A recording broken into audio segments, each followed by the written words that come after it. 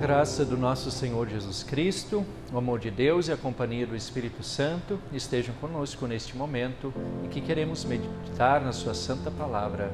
Amém. O Evangelho de hoje descreve uma cena tumultuada e dramática.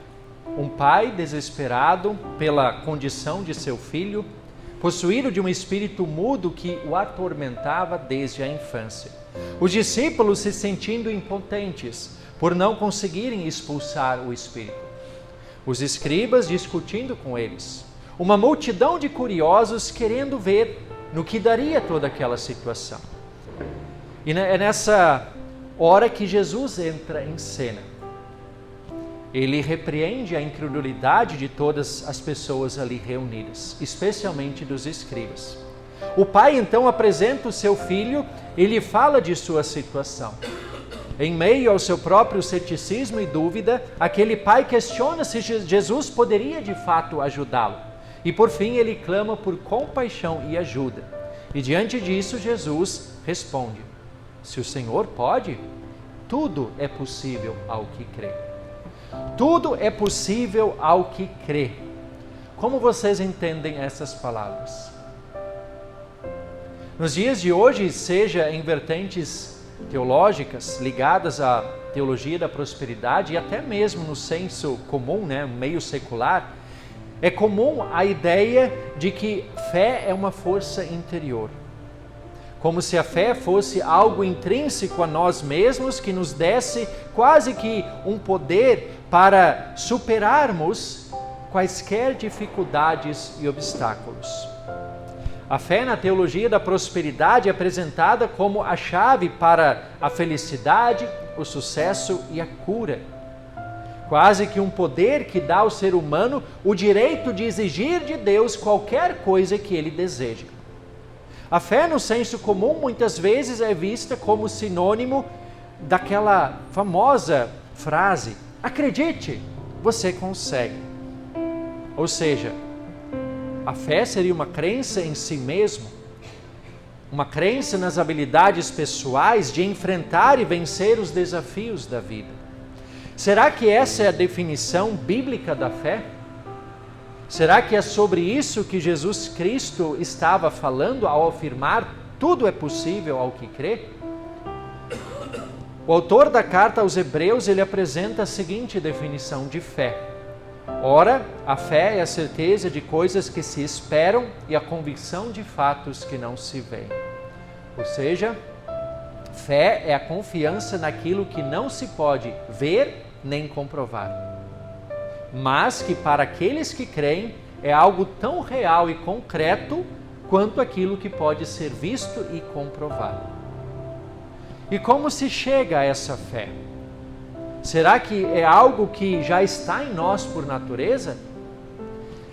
Paulo, na carta aos Romanos, capítulo 10, versículo 17, diz o seguinte: e assim a fé vem pelo ouvir, e pelo ouvir da palavra de Jesus Cristo. Ou seja, a fé não é algo intrínseco a nós mesmos, mas é algo que vem de fora. É algo que vem de Deus através do nosso contato com a sua palavra. É como diz também Paulo na carta aos Efésios, capítulo 2, versículos 8 e 9. Porque pela graça vocês são salvos, mediante a fé, e isso não vem de vocês, é dom de Deus, não de obras, para que ninguém se glorie. Ou seja, a fé que nos dá a salvação eterna não é uma força ou uma capacidade interior que nós possuímos por nós mesmos ou que nós produzimos por força própria, mas é um dom de Deus, é graça, é um favor imerecido, é ação de Deus em nosso favor. Resumindo, fé não é sobre uma confiança em nós mesmos, mas é sobre a nossa confiança unicamente em Deus. A fé não é sobre exigirmos algo de Deus, mas é sobre nos submetermos à sua graciosa vontade.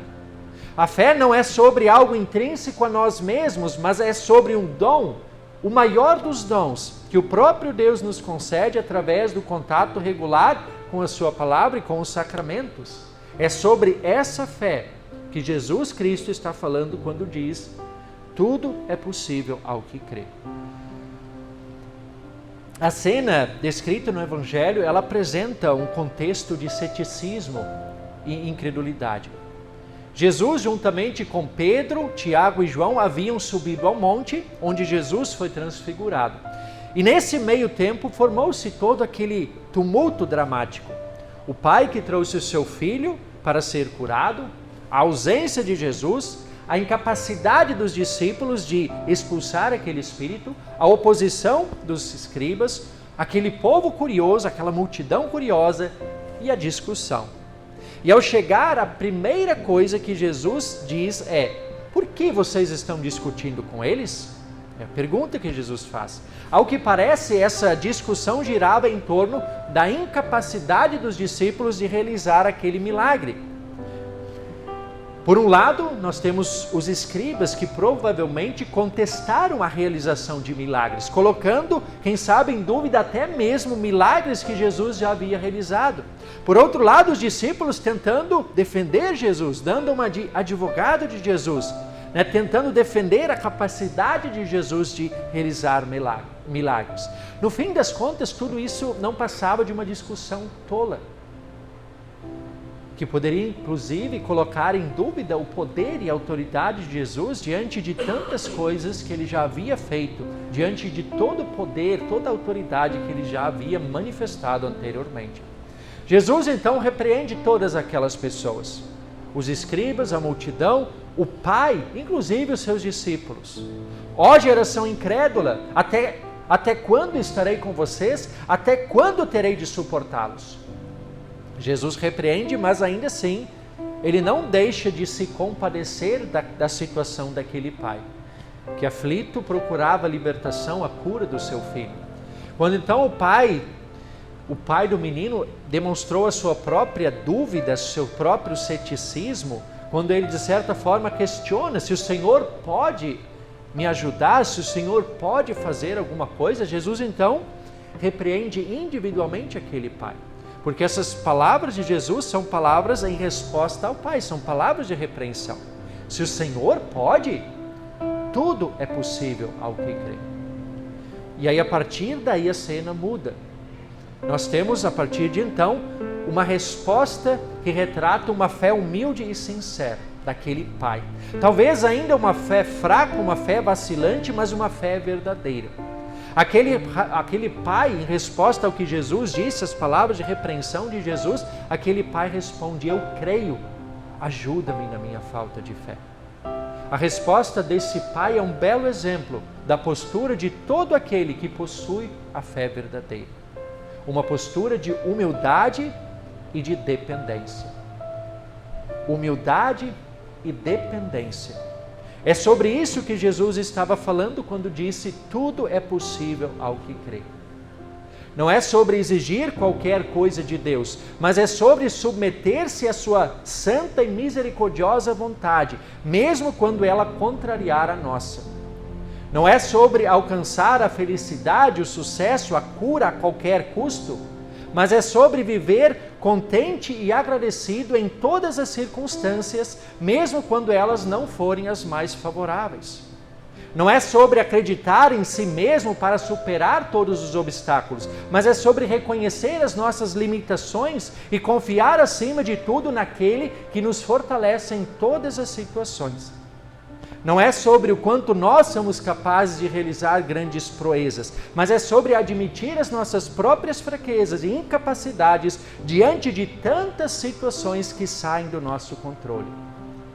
Não é sobre o quanto nós somos bons e perfeitos, mas é sobre o quanto nós somos falhos e pecadores. Tudo é possível ao que crê. Sim, tudo aquilo que está sob a misericordiosa vontade de Deus. Tudo aquilo que será para o nosso bem terreno e nosso bem eterno. Tudo é possível ao que crê. Inclusive, pecadores que mereciam a condenação eterna receberem por graça o perdão dos pecados e a salvação eterna. Jesus Cristo fez aquilo que seria impossível para qualquer ser humano. Somente a fé nele torna possível aquilo que de outra forma seria impossível. Foi Jesus Cristo quem nos livrou dos laços da morte que nos cercavam, das angústias do inferno que se apoderavam de nós, como lembra o salmista. É Ele o servo do Senhor, que por amor a nós ofereceu as costas aos que lhe batiam, o rosto aos que lhe arrancavam a barba. Por amor a nós, Ele não se escondeu daqueles que o afrontavam e cuspiam em seu rosto, como profetiza Isaías no capítulo 50. Assim como Jesus foi compassivo e misericordioso com aquele pai, curando o seu filho, mesmo diante das dúvidas daquele pai, Jesus também foi compassivo e misericordioso conosco, salvando-nos da perdição eterna, mesmo que nós não tivéssemos feito nada para merecer isso. Da mesma forma como aquele pai teve as suas dúvidas, vacilou em sua fé, nós também muitas vezes vacilamos em nossa própria fé. Muitas vezes também dúvidas nos inquietam. O que será que fez aquele pai exclamar: eu creio, ajuda-me na minha falta de fé? O que fez esse pai fazer essa confissão de fé, essa oração diante de Jesus, foi o próprio contato com Jesus. A confrontação como verbo encarnado. A palavra de Deus que se fez um ser humano. E diante disso, aquele pai percebeu quanto era incapaz e humildemente reconheceu a sua dependência de Jesus Cristo. Que o nosso clamor, queridos irmãos e irmãs, também seja: nós cremos, mas ajuda-nos, Senhor, em nossa falta de fé. Ajuda-nos quando vacilarmos. Ajuda-nos quando as dúvidas e as incertezas nos atormentarem. Para que este seja realmente o nosso clamor, é fundamental que nós também tenhamos contato com Jesus, um contato contínuo com Ele. E Ele está presente aqui, todas as semanas, todo final de semana, aqui Ele pode ser encontrado, onde Ele nos oferece o perdão dos pecados, onde Ele fortalece a nossa fé através do contato com a Sua Palavra, através da Santa Ceia. Ele também está disponível na Bíblia, quando nós a lemos, seja ela impressa ou seja ela digital. Nós podemos encontrá-lo quando fazemos as nossas devoções diárias dos 5 minutos com Jesus, do Castelo Forte. E Jesus, Ele está 24 horas por dia disponível para falarmos com Ele em oração. Ele está perto, Ele está disponível a todos. Não negligenciemos esse tão importante e precioso contato com Ele. Como vimos, fé é, em primeiro lugar, passividade. Passividade nossa diante de Deus. Não somos nós que agimos, é Deus quem age. A fé é um dom, a fé é um presente que Deus nos dá. Um presente que já traz nesse combo o perdão dos pecados e a salvação eterna. Mas a fé, ela também tem um aspecto ativo, onde nós agora, em resposta à graça de Deus, devemos agir. Como diz Tiago na sua carta, a fé sem obras é morta.